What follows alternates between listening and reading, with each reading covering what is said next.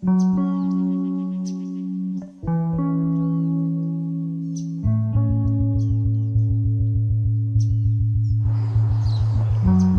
สบายดีท่านผู้ชมเอ้ยมื้อนี้อากาศดีหลายตอนเที่ยงแก่ๆของวันจันทร์วันที่14ของเดือนตุลาคมปี2025เดือนตุลาคมก็เป็นเดือน7สำหรับสากลแต่ก็เป็นเดือน8สำหรับบ้านเฮาเนาะประเทศเอเชียเฮาเช่นประเทศลาวประเทศไทยประเทศแคมโบเดียประเทศเวียดนามเกินสิเข้าพรรษาทางบ้านท่านนี้ถ้าเฮาไว้ให้ก็เข้าเมื่อวานนี่เพราะว่าเวลามันบ่คือกันแล้วก็ยิ่งใส่สภาพการทั้งต่างประเทศสิให้มันกงกันคือกับบ้านเฮาก็คงยากเพราะว่าการทำมาหากินเกี่ยวกับการทำงานเฮาก็ได้พักแต่เสาร์อาทิตย์เพิ่นก็ได้ให้มีกิจกรรมทางศาสนากงกับวันเสาร์วันอาทิตย์นี่แหละมันมีโอกาสดีได้ไปทุกส่วนหลายนะก็แม่นคนที่อาศัยดำรงชีวิตอยู่สหรัฐก็ได้พักวันเสาร์วันอาทิตย์ส่วนหลายไปซะแล้วเฮาก็สิได้ทำกิจกรรมร่วมกันพอดีเพิ่นได้จัดใส่เมื่อวานโอ้แขกคนมาหลวงหลายพี่น้องเอ้ยชาวพุทธมามกะบ่ว่าจะเป็นชาวไทยชาวลาวชาวคัมโบเดียชาวเวียดนามและชาวต่างประเทศแหละผู้ใดที่ว่ามีความสัมพันธ์ได้ว่าเป็นสามีภรรยาเขาเจ้าก็นำกันมาภูมิใจมีหลายภาคส่วนมาร่วมโมทนาทานในวันเข้าพรรษาที่วัดลาวศรีธรรมารามอยู่ในเมืองธรรมดาก็อยู่ในเมืองฮอนอลูเฮานี่แหละแต่เพิ่นก็ไปซื้อวัดใหม่อยู่ในเขตเมืองอีวาบีชมณฑลฮาวายอากาศดีพี่น้องเอ้ยพุ่นสิให้เบิ่งเดี๋ยวไปทางกำบูรพากำยนต์อันนั้นเป็นเมืองไคโมเมืองเพรสซิตี้เห็นจะปิมอยู่พุ่นที่สุดก็สะออนดอกคูณเฮานี่แหละเขาจะผสมพันธุ์จากขาวมาผสมกับสีแดงเหลืองผสมขาวผสมเป็นสีบัวนี่ไม่ได้ดูดอกคูณค่อยๆเบิ่งระวังเดือนหน้าไปไหนก็สิเบิดไปได้นะบ่มีดอกใหม่ให้เบิ่งปัจจุบันนี้พวกบุตรหลานของเฮาก็มาเข้าโรงเรียนพระฤดูร้อนอยู่ในบ่อนที่ข้าพเจ้าทำงานคือเขตอยู่ในCrestview Park หรือว่าสวนสาธารณะจุดชมวิวอยู่ในเขตไวท์พิวมณฑลฮาวายเห็นบ่มองกันคือครับจากนั้นเขาก็สิได้เลิกเมื่อแหละเพราะว่านี่มันก็บ่ายโมงครึ่ง2โมงเขาก็ได้เลิกเดี๋ยวไปใส่กันมีดอกคูณพี่น้องเอ้ยสวัสดีตอนเที่ยงของวันจันทร์วันที่13เด้อพี่น้องเด้อI'm sorry 14เนาะ14ของเดือนตุลาคมหรือว่าเดือน7สากลแต่ก็เป็นเดือน8ทั้ง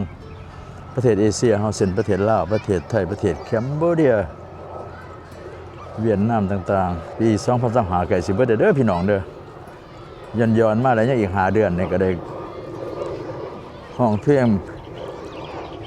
We wish you a Merry Christmas We wish you a Merry Christmas and Happy New Year แล้วนี่ใกล้แล้วเด้อส่งภาพคลิปไปตามพร้อมๆกันมันนกกันยากเด้อพี่น้องเด้อ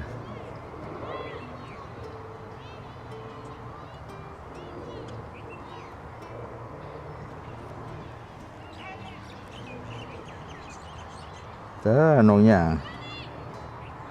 เขาเพื่ออยู่เนาะมันมีหยันคนมึงไปเซฮัลโหลกับนกย่างก่อนสบายดีนกย่างย่างมีนกย่างเงียนสว่างเคยสอกเหงื่อโอ้ยดอกคุณสวยงามมากพี่น้องอีกเดือนหน้าค่อยๆไปนี่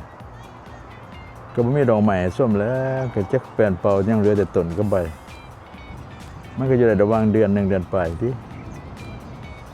ที่ว่าสะอ่อนโอ้ยงามมาดี เขาผสม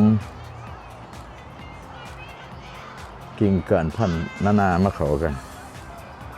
มันก็เลยทำให้เป็นเมืองดอกใหม่ที่สวยเบี่ยงบาน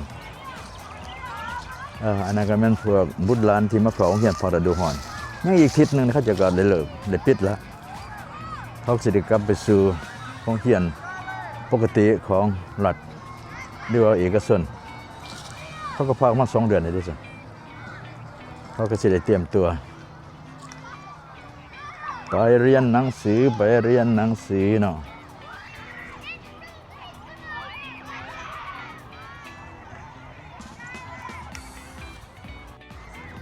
ฮัลโหลมันเดย์วันที่14โอ้ยหล่อเล่นไปกับเบิ่งทิวทัศน์ใกล้สิได้เมื่อเลยพี่น้องเอ้ยยังอีกชั่วโมงไปสบายดีส้มคลิปนำกันต่อไปส้มธรรมศาสตร์นี่เบิ่งดอกใหม่ที่สวยงามประดาไป2ฝากทาง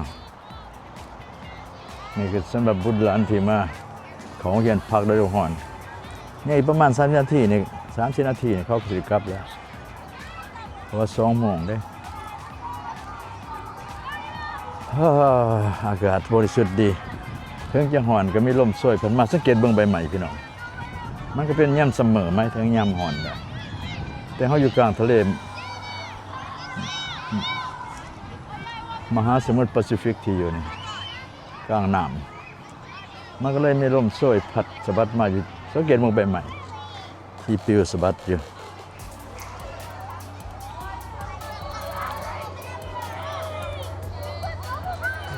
เขาจะมีความเบิกบานหมดซื่อเนาะเด็กๆก็สิได้คิดกับเขาแล้วว่าเขาเข้าไปโรงเรียนก็มิดจะบ่มีไผแล้วอยู่คนเดียวทำงานก็ดีมันไปเสียหายเขาก่อน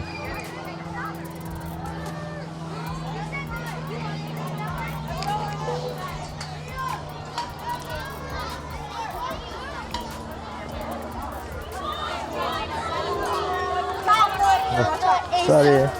ฮัลโหลเขาสิได้เมื่อยด้วยพ่อแม่เขามาตลอดอยู่เต็มบ่ละโอ้โหฮัลโหล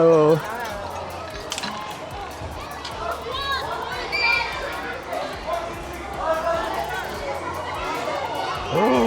มีเงินระวัง200ชีวิตสำหรับบุตรหลานโอเคเดินย่ำตอกไปในเขตบอนจอดรถก่อนส้มที่ถัดเบาๆย่ำสวยๆจะหน่อยสวยแก่ๆสวยแก่ๆบ่แก่แล้วมันก็ไก่ มันก็2 โมงยังโอ้งามไม่ดีพี่น้องเลยเมืองดอกคูณ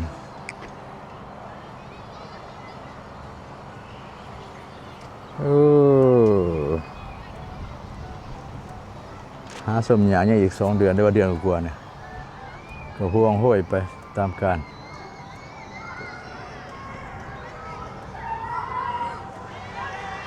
กลับมาบนออฟฟิศก่อนนิดหน่อยกลับเดี๋ยวห้องกระสิกลับเพื่อกันแล้วนิดหน่อย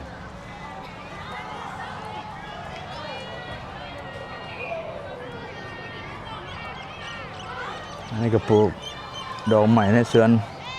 ขั้วขางบริเวณพอได้เบิ่งเวลาเหงามากก็มีต้นใหม่ประจำก้อนนี่แหละเบิร์ดพอได้สมังแล้วก็มีต้นกล้วยพิสดารเป็นดอกเหมือนกับดอกบัวกล้วยนี่ก็ดีแล้วก็มีดอกใหม่ประดาเลยขายบ่ได้มันเตยหอมปลูกไว้ไปตุ่มกินน้ำหอมใส่น้ำหอมต้นมะฮุ่งเนี่ยก็ขอดแขดไปว่าดันนี่แหละนี่เสียบไว้ต้นตะกอกนี่เสียไว้ใบไปกินกับลาบกุ้งสบายดีโอ้มันนี่เป็นวันอังคารเนาะอังคารวันที่15ของเดือน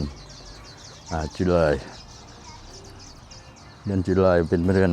7ของสากลแต่ว่าก็เป็นเดือน8ของบ้านเฮา ปี2025โอ้ไก่สิเบิดปีเด้อพี่น้องเด้อยังเหลืออยู่อีก5เดือนกว่าๆนี่ก็สิได้ร้องเพลง We wish you a Merry Christmas and we wish you a Merry Christmas and Happy New Year เนี่ยตอนปีใหม่ปี2026รอถ่ายอยู่ยังเหลืออยู่อีก5เดือนกว่าๆมาชมทิวทัศน์สวยๆงามๆอยู่ทางเกาะสวรรค์หาดสวรรค์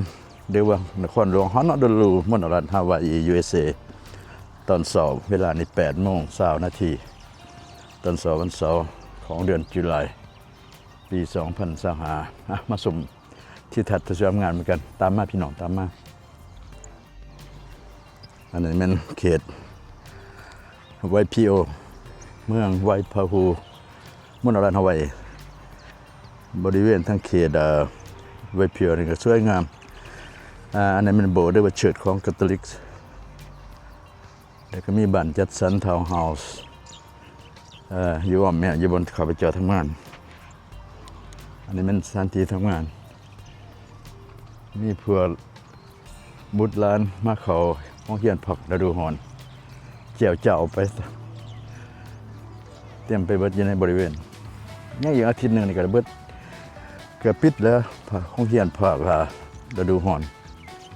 เขาจะเตรียมการกลับไปสู่ห้องเรียนปกติบ้านนี้สิเป็นบนเงียบๆสงบทำงานบ่มีผู้คนแล้วหลังจากบุตรหลานนี่กลับไปห้องเรียนปกติของเขาละโอ้ดอกคุณสวยงามมากให้เบิ่งแทนมึงชมฤดูดอกคุณบานเต็มไปหมดยังว่าสองข้างทางจะคล้าคำไปด้วยดอกคูณประดับประดาไปด้วยหลากหลายสีที่เขาผสมพันธุ์มาจะเป็นสีเหลืองสีแดงสีขาวได้หลายสีมาผสมพันธุ์เขาเป็นสีบัวด้วยว่าสีพิงค์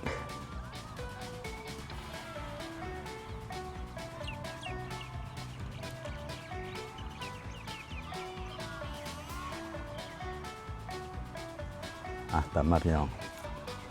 ชมทิวทัศน์ตอนเช้าหายใจอากาศสดๆจะสิหายากอยู่ในกลางทะเลมหาสมุทรแปซิฟิกบ่มีมลพิษจิตแจ่มใสให้กังวล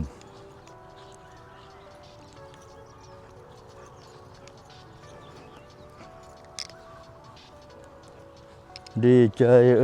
ดีใจจัง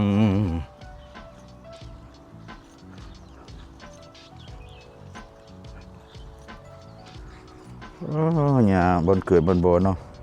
น้ำมันได้ถึงนี่ก็เขียวสูมดีคือจะสีนี่ก็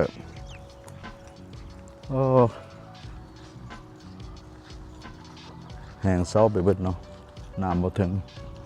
ได้เป็นก้อเป็นดอนบ่งามตาแต่ก็สีเกิดอยู่บ่แถวนี้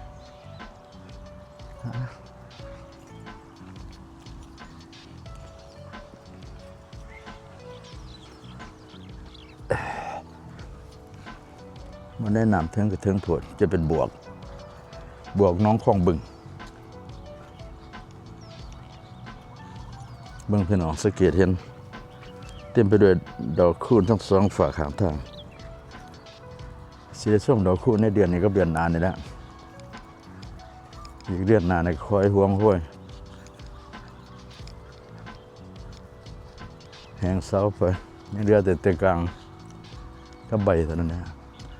นี่ได้ซัมเมอร์นี่นะมันเป็นฤดูดอกใหม่แล้วก็นักท่องเที่ยวมัก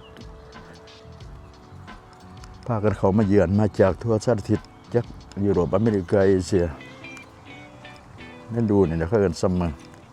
เขายังมันสัมพันธ์กับทิวทัศน์อันสวยงามของชาวเกาะได้ดูดอกไม้บานมันเป็นเพียงแต่ดอกคูดนี่ดอกใหม่ต่างๆเห็นว่า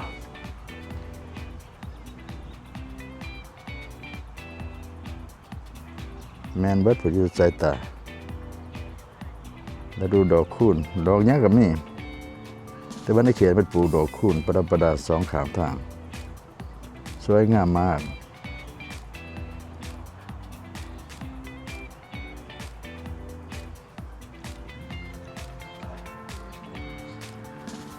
มาทางข้างเบืองนี่บอนทำงานอันนั้นเป็นทางหนามีบอนจอดรถนี่บริเวณทางข้างตามมาทางในบอนที่เขาเจอดินคิดว่าเดินบาสเกต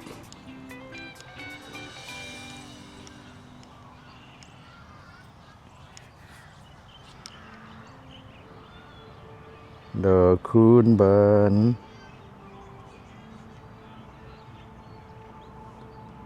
เห็นบอกเขาสลับสับสีผสมพันธุ์สีต่างๆเขาใส่กันมีสีบัวสีเหลืองสีขาวสีแดงสลับบันในต้นโอ้สวยงามมาก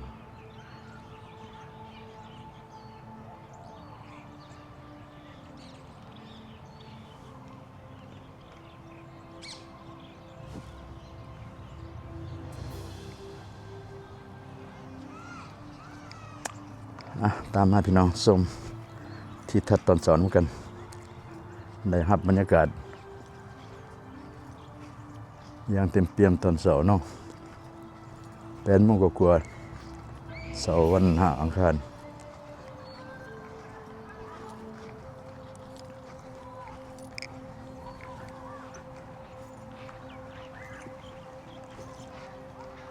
ที่เดียวเห็นก็เป็นทั้งเขตเมืองไข่มุกเมืองเพิร์ซซิตี้เป็นเมืองประวัติศาสตร์ที่ผ่านมา80 กว่าปีถึงญี่ปุ่นมาถล่มอยู่ในเขตที่เราเห็นแต่เขาเอ่นท่าเรือเพิร์ลฮาร์เบอร์อยู่ในเมืองเพิร์ซซิตี้หรือว่าเมืองไข่มุกเป็นประวัติศาสตร์ที่ว่านักท่องเที่ยวมาก็ได้ไปชมบอนที่เกิดสถานการณ์เหตุการณ์ที่หายแห้งสตาร์ทสงครามโลกครั้งที่ 2อยู่ในเกาะแห่งนี้แหละที่ว่าเขามาญี่ปุ่นมาถล่มท่าเรือเพิร์ลฮาร์เบอร์เรียกว่าอยู่ในเกาะฮอนอโนรูเมืองเพิร์ซซิตี้นี่แหละเมืองที่เขาไปเจออยู่ปัจจุบัน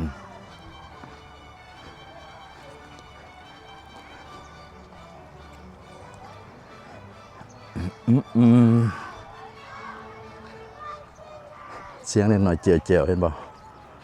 พวกบุญหลานมาเฮียนเขาเฮียนพักฤดูร้อนอีกที่นาไหนก็ว่ามีเขาเจ้าแล้วเขาก็ได้กลับไปเขาเฮียนตามปกติของเขาเจ้าในสถานที่นี้ยังเต็มไปด้วยความเงียบเหงาว้าเหวและยังเหลือแต่ข้าพเจ้าและทำงานอยู่ผู้เดียวนั่งคงหมกอยู่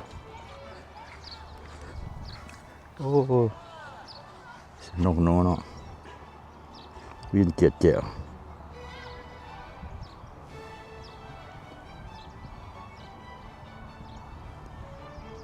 โอ้โถนกกระจิบกระจ่านกย่างหน่อยๆนี่มันบินเจือเนาะหากินเนี่ยกินเนี่ยออกกำลังกายเอ็กซ์ไซส์บ่ดงหน่อยเอ้ยบินไปใส่ได้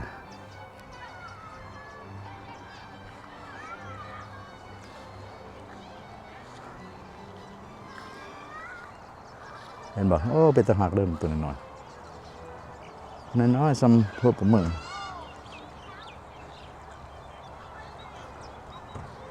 บินเจือนี่จ่อยนี่ก็เป็นบุตรหลานที่เขาย่างมาก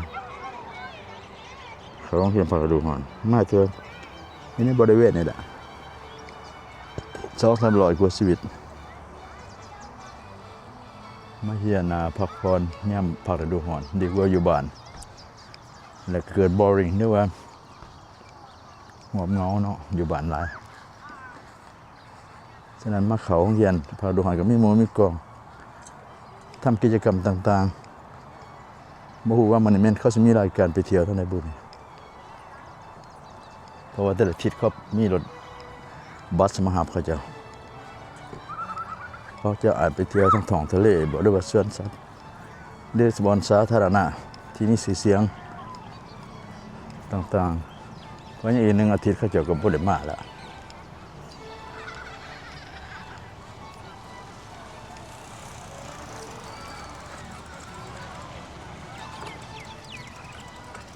อันนี้คือรถถีบใหญ่กว่าเบิ่งเขากำลัง ทยอยเข้ามาสู่โรงเรียนจนนักเริ่มเปิด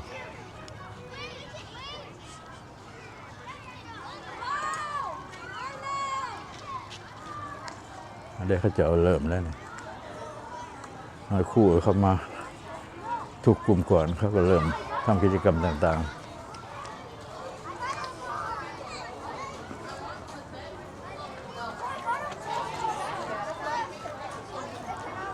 ฮัลโหลฮัลโหลฮัลโหล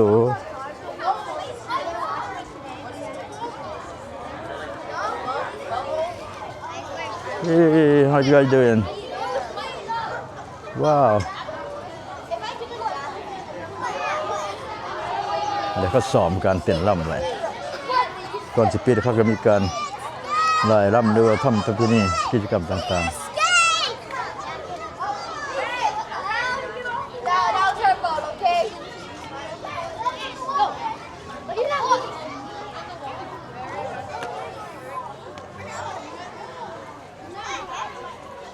Hello guys.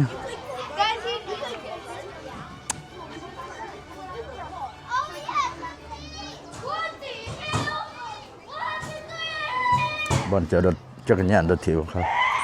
Bicycle. Không phải thằng lăng ở trên.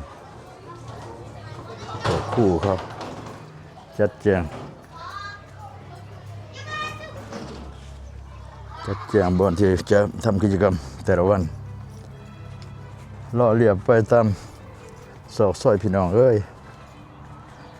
โอ้ออกมาใส่บนสวนอารุทิญาณสบายดีท่านผู้ชม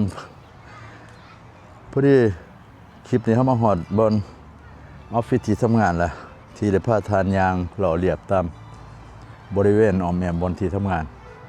ตอนเช้าเวลา 8:00 นกว่าอยู่ที่สวนเรียกว่าสวนสาธารณะครสวิลอยู่ในเขตไวพิโอมณฑลรัฐฮาวายขออยู่ที่การถ่ายทำเพียงเท่านี้ก่อนและอย่าลืมกดไลค์กดแชร์เพื่อเป็นกำลังใจในการถ่ายทำคลิปต่อไปเดี๋ยวพวกเราคือยังว่าจะได้รับความอุปการะหรือว่าติดตามชมคลิปต่อไป If you like my video would you please subscribe to my channel by clicking like and share to Sai Sanaga channel and subscribe to the in the bottom and see you I appreciate thank you so much มันฮาโลขอบใจหลายๆ